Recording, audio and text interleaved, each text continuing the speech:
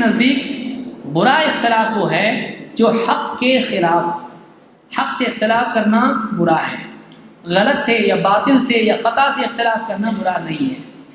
اللہ تعالیٰ قرآن کریم میں فرماتا ہے وَلَا تَكُونُوا كَالَّذِينَ تَفَرَّقُوا وَاخْتَلَفُوا مِن بَعْدِ مَا جَاءَهُمُ الْبَيِّنَاتُ وَأُولَٰئِكَ لَهُمْ عَذَابٌ عَظِيمٌ۔ سورہ آل عمران میں اللہ نے بات کہی ہے، اور ان لوگوں کی طرح نہ ہو جانا جو آپس میں فرقوں میں بٹ گئے اور انہوں نے باہم اختلاف کیا بعد اس کے کہ واضح دلیلیں آ چکی تھیں، دلیلوں کے آ جانے کے باوجود بھی وہ اختلاف میں پڑے رہے۔ تو دلیل کے آنے کے بعد میں، حق واضح ہونے کے بعد میں اس حق سے اختلاف کرنا اللہ کے نزدیک برا اختلاف ہے۔ اور اللہ نے آگے فرمایا وَأُولَٰئِكَ لَهُمْ عَذَابٌ عَظِيمٌ، اور ایسے ہی لوگ ہیں ان کے لیے دردناک عذاب ہے، بہت بڑا عذاب ہے۔ تو اس آیت سے معلوم ہوتا ہے کہ ایسا اختلاف برا ہے جو سچائی کے، دلیل کے، حق کے ساتھ ہو۔ ایک آدمی حق سے اختلاف کرے یہ برا ہے، ایک آدمی غلطی سے اختلاف کرے یہ برا نہیں ہے، بلکہ غلطی کی تو اصلاح کرنی پڑے گی۔ اگر آپ کا بچہ اسکول میں جا کے غلط چیز سیکھ کر آ رہا ہے، آپ گھر کا ماحول اچھا رکھنے کے لیے اس کی غلط باتوں کو صحیح کہنے نہیں لگیں گے، بلکہ آپ کو اس سے اختلاف کرنا پڑے گا۔ آپ کو کہنا پڑے گا کہ یہ بات صحیح نہیں ہے، تم کو یہ چھوڑنی پڑے گی، چاہے اس کے دل میں کچھ برائی آپ کے لیے آئے، چاہے ناراضی اس کے دل میں پیدا ہو۔ اللہ کے نبی صلی اللہ علیہ وسلم نے اختلاف کے دور میں نہیں کہا کہ تم آپس میں اختلاف کو یعنی اتحاد کو قائم رکھو، چاہے غلط باتیں بھی تم کو ماننی پڑے۔ اختلاف امت میں پیدا ہو تو کیا کرنا چاہیے، یہ خود اللہ کے نبی صلی اللہ علیہ وسلم نے ہم کو بتلایا ہے۔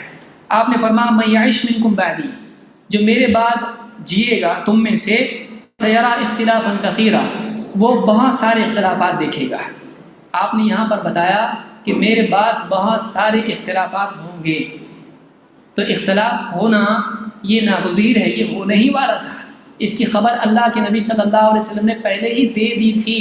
اختلاف ہونے کے بعد ہم کو کرنا کیا ہے؟ آج امت میں اختلافات واقع ہو چکے ہیں، اتنے سارے اختلافات ہیں، ہم کو یہ دیکھنا ہے کہ ہم کو کرنا کیا ہے۔ آپ نے حل بتلایا، آپ نے فرمایا فَعَلَيْكُمْ بِسُنَّتِي وَسُنَّتِ الْخُلَفَاءِ الْمَهْدِيِّينَ الرَّاشِدِينَ، تو تمہارے لیے اس اختلاف کے دور میں کیا کرنا ہے؟ آپ نے فرمایا تمہارے لیے لازم یہ ہے کہ تم میری سنت اور میرے ہدایت یافتہ خلفاء کی سنت کو تھامے رہو۔ تمسکوا بها وعضوا علیہا بالنواجذ، اس کو تم تھامے رہو، بلکہ اپنی ڈاڑوں سے تھام لو، اپنی ڈاڑوں سے تھام لو۔ وَإِيَّاكُم مُحْدَثَاتِ الْأُمُورِ، اور خبردار دین میں نئی چیزیں نکالنے سے بچتے رہو، دین میں بدعتیں، نئی نئی چیزیں نکالنے سے بچتے رہو۔ فَإِنَّ كُلَّ مُحْدَثَةٍ بِدْعَةٍ وَكُلَّ بِدْعَةٍ ضَلَالَةٍ، اس لیے کہ دین میں نکالی گئی ہر نئی چیز بدعت ہے اور ہر بدعت گمراہی ہے۔ معلوم ہوا کہ اختلاف کی صورت میں اللہ کے نبی صلی اللہ علیہ وسلم نے اپنی اور اپنے خلفاء کی سنت اختیار کرنے کا حکم دیا۔ دو، آپ نے کہا کہ بدعتیں نکالنے سے بچو، معلوم ہوا اسی اصل کی طرف لوٹنے کا حکم آپ نے دیا ہے جس پر اللہ کے نبی صلی اللہ علیہ وسلم، آپ کے خلفاء اور آپ کے صحابہ تھے۔ یہی اہل حدیث کی دعوت ہے۔